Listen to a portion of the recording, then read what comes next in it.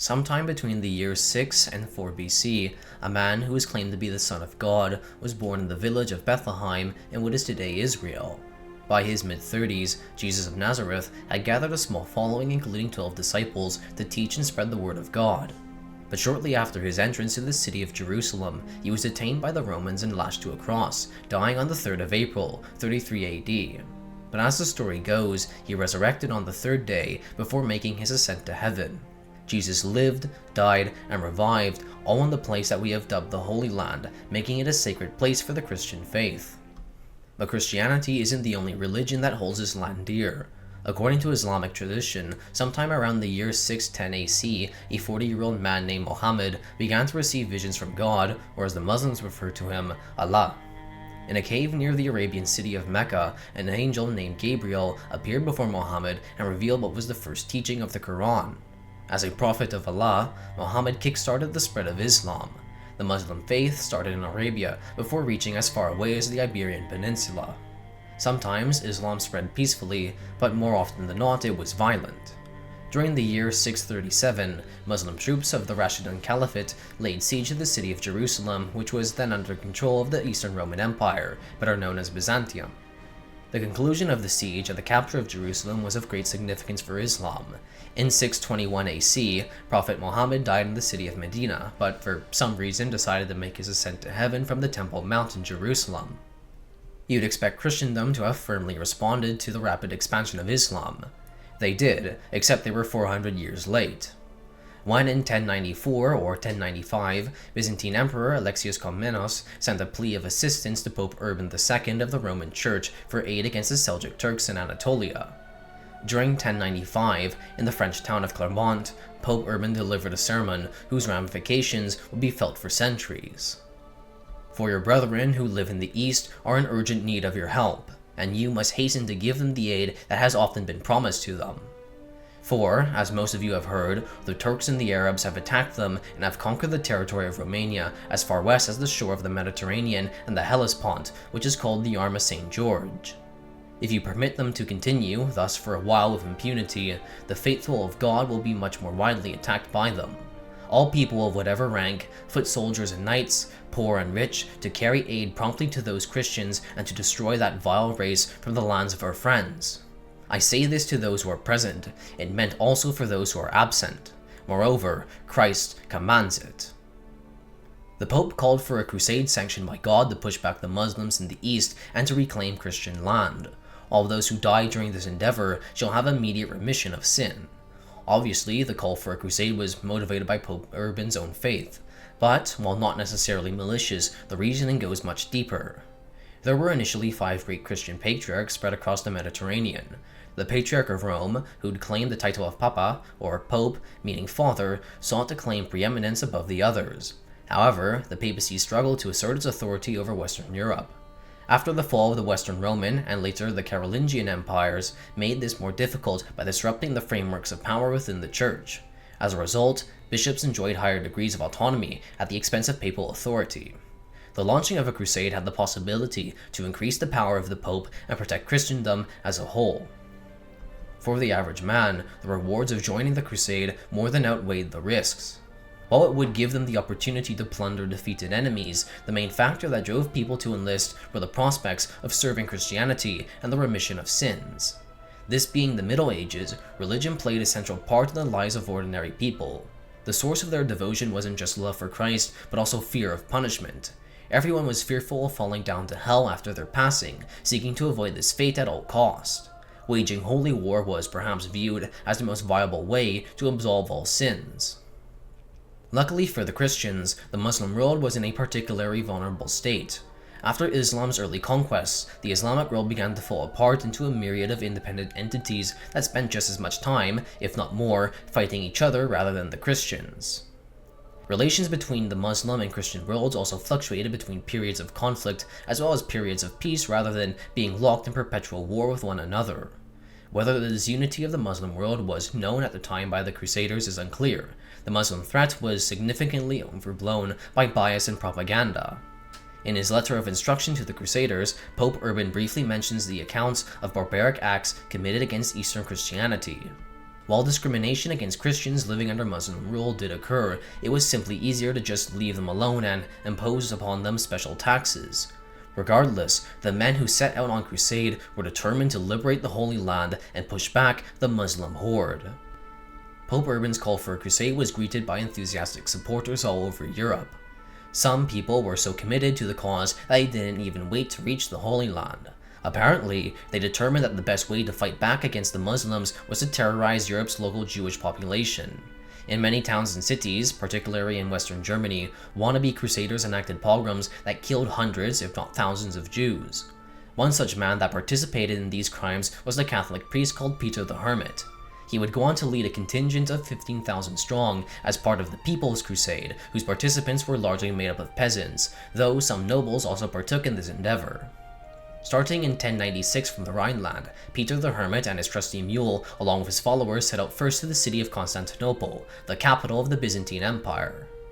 The journey was long and violent. Some contingents who later joined Peter acted in a disciplined manner, behaving as they passed through the territory of other states. But others didn't, and thousands of people were killed in skirmishes against Hungarian and Byzantine forces. They finally arrived in August that year, but to the shock of Emperor Alexius, these crusaders weren't the divine soldiers of Christ that he had hoped for. Instead, the People's Crusade was more like an undisciplined mob that could, at any minute, be unleashed upon the capital. Alexius took severe measures to guarantee the safety of his own people, and quickly ferried the crusaders over the Bosphorus Strait, dumping them in Anatolia without much support. This first poor impression between the Byzantines and the Western Crusaders would sour relations between both groups for the years to come. Once in Anatolia, the Crusaders split up over arguments, taking separate paths through the territory of the Seljuk Sultanate of Rum, ruled by the Sultan Kilish Arslan. One group of Crusaders captured the fortress of Serigordos, located about 4 days' march of the city of Nicaea. But 3 days later, a force of Seljuk Turks counterattacked, laying siege to the Crusader fort. Without ample supplies of water, the Crusaders surrendered after only 8 days. Some of them converted to Islam, while those whom refused were executed. The main contingent of Crusaders was no better off. About a month later, near the village of Kivitot, they were ambushed by a Turkish army, coming under heavy fire from enemy arrows. What followed was a chaotic rout, with the Crusaders desperately trying to flee back to their camp while being attacked by the Turks. When the dust settled, most of the Crusaders, numbering in the thousands, lay dead. Luckily for the few thousand survivors, they were rescued by a Byzantine force that brought them back to Constantinople, marking the bloody end of the People's Crusade. This initial failure was blamed on the sinful behavior of the Crusaders, particularly the massacre of Jews. Luckily for Pope Urban, there were many more capable princes and nobles willing to embark on a crusade rather than some crazy guy on an ass. The first prince to commit to the crusade was Count Raymond of Toulouse from southern France. When Pope Urban called for a crusade, Raymond was in his 50s and was an experienced statesman with lots of money to spend. He may have even been primed by the Pope to assume leadership of the expedition. His most obvious rival for leadership was the Norman from southern Italy, Bohemond of Taranto, accompanied by his nephew, Tancred of Hatteville. While not as rich as Raymond, Bohemond had plenty of experience commanding armies from his father's campaign against the Greeks back in the 1080s. Having been disinherited by his half-brother, the conquest of the Holy Land gave him an opportunity at establishing his own fiefdom. The southern French and Norman Italian Crusaders were both allies of the Reformed papacy, in stark contrast to the other main leaders. Godfrey of Bouillon from the French region of Lorraine, a descendant of Charlemagne, set out to the Holy Land to start anew, and was joined by his brother, Baldwin of Boulogne. The 5 previously mentioned princes were then joined by a 4th contingent led by the nobles Robert, Duke of Normandy, Stephen, Count of Blois, and Robert II, Count of Flanders. The exact side of this crusader host is not entirely clear. The most accurate guess lays between a total of 60,000 to 100,000 crusaders, including 7,000 to 10,000 knights, 35,000 to 50,000 infantry, and the remainder being non-combatants such as women and children. Peter the Hermit eventually joined up with them after he made his escape from Anatolia. From November 1096, not too long after the failure of the People's Crusade, these larger and far more professional armies began their march to Constantinople. Some contingents took the land route through the Balkans, while others via the sea. The arrival of more crusaders in Constantinople was marked by tension and distrust. Firstly, the People's Crusade had left a poor impression on the Byzantines, and secondly, there were significant differences between Western and Eastern Christians. For the Byzantines, the concept of holy war was abhorrent. For them, the Byzantine emperor was the leader of the Christian people, not the Pope in Rome, and expected no rewards for their service to God, unlike the many crusaders whom sought the absolution of their sins in exchange for conquering Jerusalem.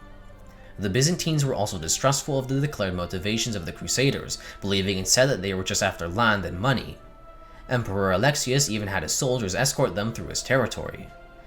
You also have to remember that the focal point of European culture laid in Byzantium, the continuator of the Roman Empire and one of the most powerful states of that period. Constantinople was filled with riches and holy relics, not to mention a population of 500,000, dwarfing whatever city could be found back west. For Byzantium, Western Europe was basically a shithole inhabited by barbarians. Regardless of these prejudices, the Byzantines still viewed the arrival of these crusaders as a golden opportunity to push back the Muslims in Anatolia and further their own interests. Emperor Alexius invited each crusader prince individually to his palace to shower them with gifts of gold and other commodities in exchange for a promise that they would return all recaptured land, and whatever states they created would become Byzantine vassals. As for the city of Jerusalem, he didn't consider it as important to the Christian faith as the Crusaders did, so he could care less about what happened to it. All but a few of them accepted this deal. Tancred and Baldwin both made an immediate crossing of the Bosphorus, trying to evade Byzantine authority, though they eventually bent the knee to Alexius. Only Raymond of Toulouse evaded this deal, instead just promising not to be a threat. By February 1097, the Crusader armies had all crossed the Bosphorus into Anatolia, marching into Muslim territory. The force that set off numbered around 75,000 people, including 7,500 knights and 35,000 infantry. Unfortunately for them, the Byzantines did not form part of the main force, instead following from behind and reoccupying their lost territory. As a result of the deals made between Emperor Alexius and the Crusader princes, the city of Nicaea, not too far from Constantinople and the capital of the Rum Sultanate, was their first target. The Crusaders arrived during May and were later joined by Byzantine troops in June in the only real coordinated campaign between the two groups. The Christians were met with an imposing fortress. The area that wasn't covered by brick walls was protected by the Ascanian Lake, allowing the defenders to be resupplied by water. Realizing that these crusaders were nothing like those led by Peter the Hermit, Sultan Kilish Arslan led an army of thousands of mounted archers to relieve his capital. While the Greeks had warned the Westerners of the hit-and-run tactics of the Seljuks, they were still unprepared to face this new kind of warfare. Luckily for them, a Seljuk spy had been captured and gave up the Sultan's plans for a surprise attack under threat of torture and death. On the 16th of May, when the Seljuks finally attacked, the Crusaders were well prepared and defeated them in battle. While most of the Seljuk army managed to flee, they still failed to relieve the siege, and it wouldn't take long for Nicaea to fall. In an act of psychological warfare, the Crusaders decapitated the Muslim dead, putting their heads on pikes and parading them in front of the city's walls. The Muslims responded likewise by hanging dead Franks from metal hooks on the wall. The Crusaders attempted to cut Nicaea off from the outside world, but with no way of severing access via the lake, they pursued a more aggressive strategy. First, they tried to scale the walls with ladders, but all these attempts failed. Not having much of a choice, they began work on creating a breach in the city walls. Lacking any heavy siege equipment, they were only able to build light stone-throwing machines called mangonels to harass the Seljuks, while sappers attempted to create an opening by hand. Under fire from arrows, stones, and burning oil, the sappers were unable to breach the defenses, suffering heavy casualties. When the Byzantines, commanded by Taticius, finally arrived in June, they brought with them a whole fleet of small ships that had to be dragged overland to the Ascanian Lake. On the 18th of June, having nothing to counter the Byzantine fleet, the Seljuks sued for peace, and Nicaea was back in Christian hands. While disappointed that they didn't get to pillage the city, the Crusaders were rewarded handsomely by Emperor Alexius, and an atmosphere of friendship flourished. The reaction of the Muslim world to the crossing of the Bosphorus and the fall of Nicaea was that of indifference, largely due to their misunderstanding of the situation. It was believed to be just an incursion by Byzantine forces into Seljuk territory, rather than an expedition intended to conquer and colonize part of the Levant. As mentioned prior, the Muslim world was in a state of weakness and disunity. The petitions of the Seljuks for assistance against the Christians were all ignored, and there was little to stop the Franks from reaching the Holy Land. So far, the First Crusade was looking promising for both the Byzantines and the Franks. Emperor Alexius had managed to control the Frankish horde to further his own interests, and the Crusaders had a powerful ally to assist them. But from here on out, the journey to Jerusalem only became harder, and the alliance between Eastern and Western Christianity wouldn't last for long. On June 29th, 1097, Bohemond, Tancred, and Robert of Normandy left Nicaea, followed by Godfrey, Raymond, Baldwin, and Robert of Flanders a few days later. Realistically, the Crusader armies couldn't all march together simply just due to their sizes. On top of that, the First Crusade basically had no central leadership. The papal legate, Adhemir of Lipoi, was basically powerless, and Tatisius could really only advise the Crusader princes, who more often than not were pursuing their own goals. The plan was to meet up at the old Byzantine fort of Dorylaeum, before continuing the march south to Jerusalem. Unfortunately for them, the Seljuks had other plans. On the 1st of July, Sultan Kilish Arslan, seeking to avenge the fall of Nicaea, ambushed the Crusader vanguard led by Bohemond and Robert of Normandy. The battle that ensued was brutal. The horse archers of the Seljuks ran circles around the shocked Crusaders, firing arrows into their formations. By sheer force of will, Bohemond and Robert rallied their men and prevented a rout. They set up camp by a marsh and held the line against the Seljuk onslaught till reinforcements arrived 5 hours later.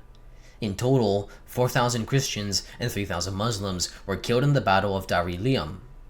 Despite losing thousands of men, the Crusaders had decisively defeated Sultan Kilish Arslan, and the Seljuks would no longer try to stop them on their march towards Jerusalem.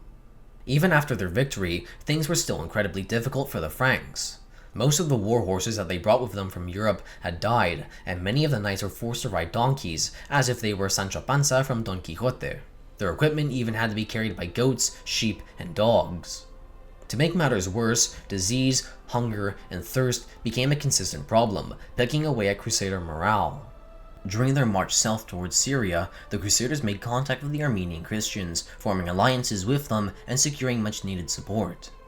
It was around this time, late 1097, that Baldwin departed with only 100 knights and began a campaign of self-serving conquest. He then reached the city of Edessa and was welcomed by the local Armenians for helping them fend off the Muslims. In a bizarre ritual, the city's ruler, an Armenian man named Thoros, adopted Baldwin as his son. The two men stripped down to the waist, and as they hugged each other, a large shirt was placed over both of them to seal their union as father and son. Unfortunately for Thoros, he wasn't very well liked by his own people, and he was soon killed after being lynched by a mob. Some have even theorized that Baldwin was behind the murder. Regardless, Baldwin was now in charge, and founded the first of the Crusader states, the County of Edessa. While Baldwin was out on his own little adventure, the main Crusader army continued their march south towards the heavily fortified city of Antioch. While they arguably didn't have to conquer the city, it would still neutralize any potential threats in the rear and provide the Crusaders with a new base of operations. It was also of religious importance, as it was home to one of the 5 patriarchs, and tradition held that it was the site of the first Christian church founded by St. Peter. The Byzantines also had a keen interest in the city, as they once held it in the past. The Franks arrived at Antioch in October, laying siege to the city. Its fortifications were difficult to scale, and the Crusaders lacked the expertise to construct proper siege equipment to destroy and penetrate its defenses.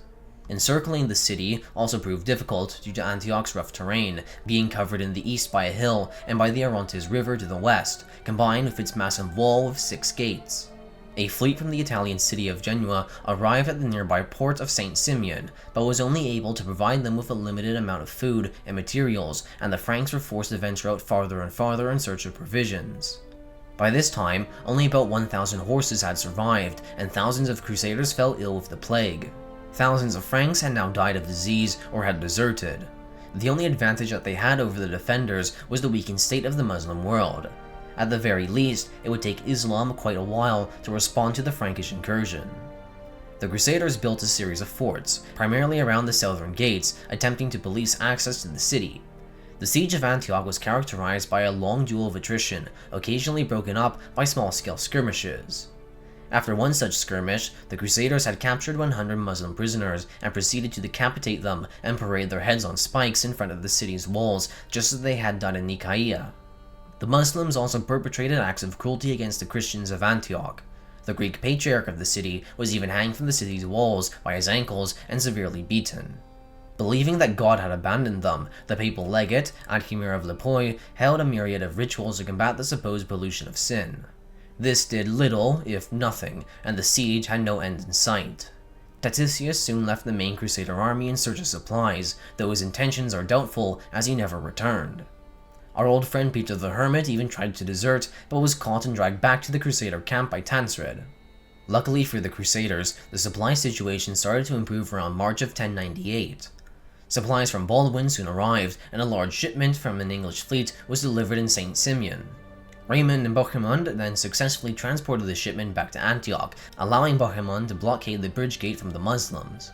Another important fort was later built and occupied by Tancred at the Gate of St. George. The noose was beginning to tighten around Antioch's defenders, but the siege was far from over, or at least that's what it seemed. Bohemond managed to get in contact with a Christian Armenian named Phillips, a commander of one of Antioch's towers, who promised to help them. Bohemond then declared that he could put an end to the siege immediately so long as the other princes gave him the right to rule Antioch. Initially they refused, but upon hearing news that a large Muslim relief force from Iraq was on its way, they accepted Bohemond's demand. During the night of June 2nd and June 3rd, Phillips dropped a ladder and allowed a group of Crusaders into his tower. Using stealth, they dispatched the guards in the 3 nearest towers and opened a small gate. Just before the breaking of dawn, the Crusaders poured into Antioch and began to butcher its defenders. Another attack was also launched at the citadel on top of the hill, and some of Antioch's Christian residents even turned against the Muslim defenders, opening several of the city's gates. In the darkness of the night, it was difficult to tell apart friend from foe, civilian from soldier, and many innocents, including Christians but mostly Muslims, were killed during the sacking of the city. The remaining Muslim troops bunkered down in the citadel atop of the hill, but the Crusaders had no time to stamp out this last stronghold, as a few days later, the dreaded Muslim relief force had finally arrived. At the head of 40,000 soldiers, the Iraqi general Kerboga Mosul had finally arrived to repel the Frankish invaders. At the sight of fresh Muslim troops, the morale of the Franks plummeted, and the First Crusade appeared to be on the brink of collapse. The Crusaders were now besieged within Antioch, and the remnants of its Muslim defenders still held up in the citadel. After months of siege, there was little for food and other supplies within Antioch that the Crusaders could use. Their only hope laid in the hands of the Byzantines, whom had an army, led by the Emperor himself, that was busy recapturing the coastline of Asia Minor. However, it was only by a painfully unlucky event that the Byzantines didn't show up. Just before Antioch fell to the Franks, one of the Prince Crusaders named Stephen of Blois deserted and fled to Anatolia. He then came across the Byzantines camped outside the town of Philomelium and told them that by then the Crusaders had most likely been defeated. Believing that the crusade had failed, Emperor Alexius had no reason to march to Antioch, and thus all cooperation between the Byzantines and the Franks came to an end. General Kerboga came to Antioch prepared, forming alliances with Muslims all over Syria and Iraq to amass an intimidating army that, perhaps, could one day help him take over the Near East. He made contact with the defenders of the citadel and blocked off the Gate of St. George to the north. By the 10th of June, he began launching wave after wave against the city's defenses, with skirmishes lasting from dawn till dusk. The Franks had almost no time to eat and drink, let alone get some much needed rest, and the rate of desertion increased dramatically, almost resulting in a general rout. Despite all this, the Crusaders held the line, and Kerboga was forced to change strategy, instead of trying to simply blockade the city and wear the Franks out. Men went hungry and morale had almost collapsed. It seemed that only a miracle was capable of saving the First Crusade. Luckily for them, a peasant crusader named Peter Bartholomew claimed to have received a visit from the apostle St. Andrew, revealing to him the location of a sacred artifact, the spear that had pierced the heart of Christ while he was on the cross. On the 14th of June, Peter and several other men began digging within the Basilica of St. Peter. After hours of work, they finally found it, the Holy Lance. The impact that the discovery of the alleged Holy Lance had on the defenders is up for debate, as many of the details were exaggerated by the cult that emerged from it. Regardless, the news of its discovery still served to rejuvenate Crusader morale, even if just by a little. The situation was still dire, and victory seemed impossible. Over a week later, the Crusaders sent out 2 envoys to try and negotiate with the Muslims, asking for safe conduct out of Antioch. To their despair, Kerboga refused, telling them that they'd have to fight their way out. By this time, the Crusader army had been reduced by death and disease to only 20,000 troops, including non-combatants. On top of that, most of their horses had also died, reducing them to a mostly infantry-based force. On June 28th, in a final, desperate attempt to relieve the siege, 6 contingents of Crusaders advanced through the bridge gates across the Orontes, firing volleys of arrows at the few Muslim troops that stood in their way, while priests offered prayers to God from the safety of Antioch's walls. Kerboga held back his main force, hoping to engage the Crusaders in a decisive battle. However, he lost his nerve and ordered his men in a disorderly advance. Thanks to the discipline and determination of the Crusaders, they were able to thwart a succession of Muslim counterattacks. The retreating Muslims then bumped into the main force, creating havoc within their ranks. While casualties weren't particularly high, Kerboga's formations had been broken and his army fled from Antioch.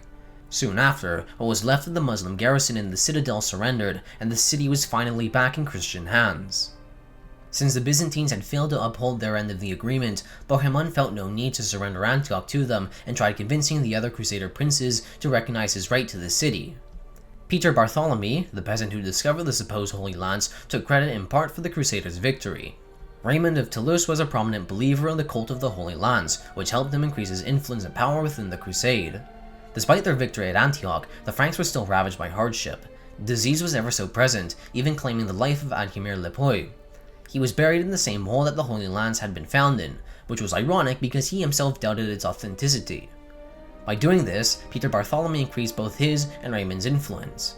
But Bohemond was still powerful enough to rival Raymond, who, despite his best efforts, failed to seize Antioch from him. In late 1098, the Crusader army was once again on the march towards Jerusalem. By November, they reached the city of Murat an-Numan, and after a hard-fought winter siege, Raymond had captured the city for himself, hoping to establish his own lordship in the Levant. Part of the reason for the march south was to secure provisions to feed the army, but whatever they found was apparently far too little. It was around this time that saw desperate and starving Crusaders devour the flesh of the Muslim dead. While it was out of desperation, many Franks were appalled by this action, and the Muslim claims that the Crusaders were savages gained merit, coercing many to seek agreements with them rather than risk conflict. Still fighting over who had the right to rule Antioch, the crusade was halted in its tracks. During January 1099, frustrated by the lack of resolve to reach Jerusalem, civil disobedience broke out, and later, many of the troops began to demolish the remains of Murat's fortifications by hand in an act of protest. Realizing that he was incapable of leading the crusade, Raymond gave up hope on trying to claim Antioch for his own, and Bohemond stayed behind to consolidate his control over the city. To demonstrate his commitment to the crusade, Raymond dressed up as a simple pilgrim, walking barefoot through the desert in an act of religious symbolism. However, this little stunt by Raymond wasn't sincere, and he still pursued his selfish desires of establishing his own lordship. In February 1099, he went out and besieged the Muslim fort of Arca, hoping to then capture the city of Tripoli. His excuse given was that the crusade needed to wait for the rest of the Crusaders to catch up, but most didn't buy into it. In May, after 2 months, the siege of Arca was called off. Peter Bartholomew also came under fire from his fellow Crusaders. Many had been skeptical of the authenticity of the Holy Lands from the very beginning, only questioning it more as time went on. During spring of that year, Peter claimed that Jesus himself had demanded that thousands of sinful Crusaders be executed. Peter Bartholomew, convinced of his status as a divine agent, offered to subject himself to a trial by fire, a literal trial by fire. There are 2 accounts of what happened. The first claims that Peter walked through the fire while carrying the Holy Lance, emerging unharmed. At the sight of such divinity, the surrounding audience, fueled by religious fever, pounced on poor old Peter, crushing him to death. The second account claims that he was just fatally burned by the fire, dying of his wounds soon after. Whatever the case, Peter was dead and the cult of the Holy Lance had been discredited. Finally, on May 16th, the Crusaders were once again finally on the march. By this point, Jerusalem was under the control of the Fatimid Sultan Al-Afdal of Egypt. During August of 1098, just after the fall of Antioch, the Fatimids had conquered the city from the Seljuks. Soon after, the Crusaders sent envoys to the Fatimids to negotiate the transfer of Jerusalem to Christian rule. But when they refused, the Crusaders had no other option but to take the holy city by force. They moved as quickly as possible as to not give the Fatimids time to reinforce their positions. Luckily for the Franks, the local Muslims tended to avoid confrontation, instead opting for short-term truces between them and the Crusaders for fear of the brutal reputation that the latter had gained in Antioch and Murat. On June 7th, 1099, the Crusaders had at last arrived at the holy city of Jerusalem. The Crusader force that laid siege to the city had been greatly reduced by battle and disease. Only 1,300 knights and 12,500 infantry remained. The Muslim garrison was of unknown strength. What we do know is that the Muslim force was quite powerful, possessing at least 400 elite warriors. Jerusalem's fortifications had been expanded, the nearby wells poisoned, and the local Christians expelled as to avoid treason. The Crusaders surrounded the city, focusing their efforts to the northwest and to the southwest. The attackers possessed only a single ladder to scale the walls. When they initiated their first attack on June 13th, Tancred's men managed to raise a ladder on the northwestern section of the walls. Unfortunately, the first Crusader to climb up to the top had his hands cut off and was promptly killed. If they were to succeed, then they would need to build proper siege equipment, but they lacked the materials to do so. But by some miracle, Tancred discovered a stockpile of wood in a cave when he went to take a shit. Around this time, a fleet of ships from the Italian city of Genoa arrived at the port of Jaffa, carrying with them many skilled craftsmen and much-needed building materials. With the discovery of some nearby forests, the Crusaders spent the next 3 weeks constructing everything such as siege towers, catapults, battering rams, and ladders. While at it, both sides engaged in acts of psychological warfare. The Muslim defenders brought up crosses and other Christian symbols to desecrate them in full view, and the Crusaders resorted to executing any and all prisoners they captured. In one such case, a Muslim spy was captured in the Crusader camp. As punishment, he was loaded onto a catapult and launched towards the city wall, probably while still alive. Fearing that Fatimid reinforcements were on their way, the Crusaders carried out a series of religious processions in hope of soon bringing the siege to an end. On July 14th, the Crusaders launched a massive attack. Godfrey had spent the last 3 weeks erecting a siege tower in the northwest by the quadrangular tower. But during the night before the assault, he had it secretly dismantled and moved to the northeast by the Damascus Gate, catching the Muslims off guard. Under the cover of arrows, Godfrey's men brought forth a battering ram and tried to break open the outer wall. The Muslims had tried setting it alight. While the Crusaders managed to extinguish the flames, they feared that it would obstruct the path for the siege tower, thus they burned it themselves. After hours of intense fighting, the first line of defense was breached and the Crusaders pushed to the main wall. To the southwest, Raymond of Toulouse was operating his own siege tower by Mount Zion. In the weeks prior, he had his men fill in the defensive moat with stones to allow for his tower to reach the walls. However, the Fatimids had speculated that the main assault would come from here and reinforce its defenses. The Crusaders came under heavy fire from arrows and rocks. Their siege tower had been hit so many times that it began to burn and fall apart. By the end of the day, their attack had failed. On the second day, Godfrey, leading from the top of his tower, resumed his assault. Casualties began to mount as arrows and rocks rained down on the attackers, but nonetheless, they advanced.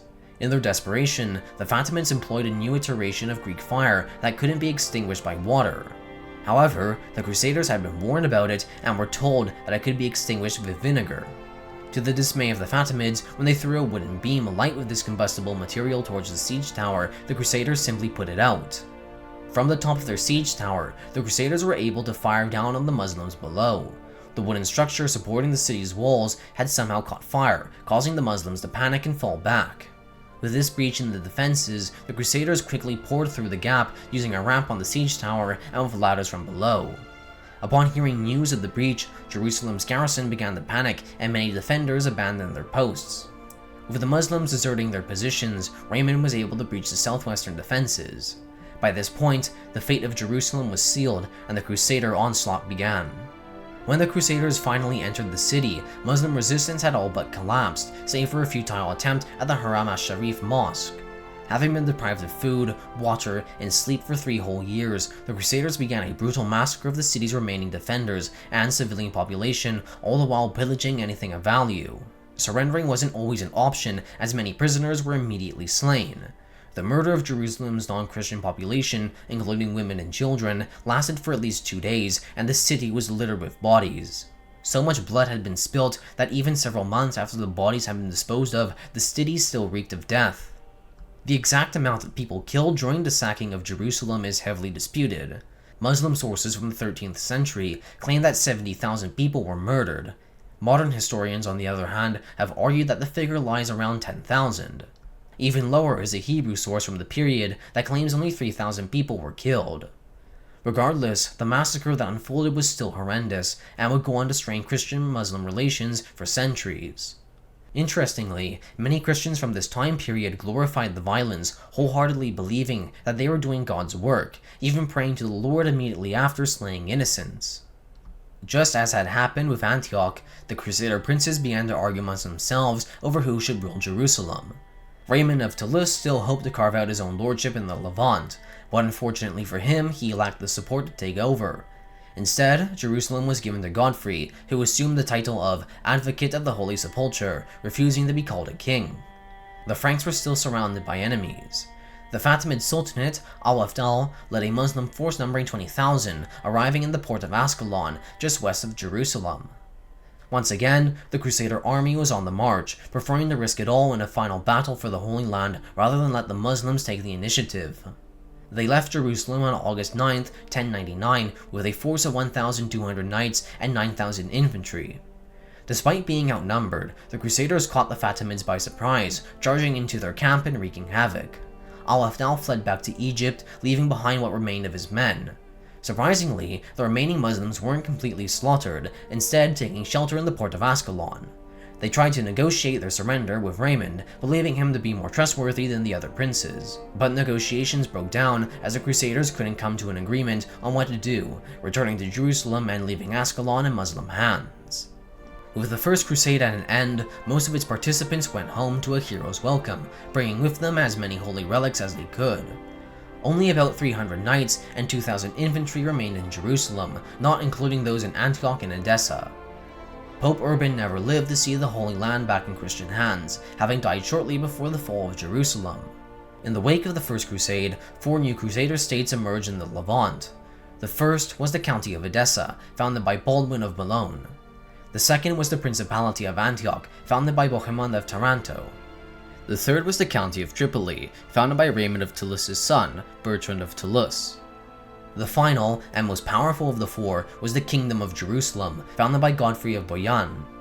For the first few decades of their existence, they were able to consolidate their rule over the Levant thanks to the weakness of the Muslim world. But whenever the forces of Islam were able to unite, the Crusader states came under threat, too weak to defend themselves and reliant on foreign support. The First Crusade was the first episode in the long and brutal war between Christianity and Islam that would last for 2 centuries.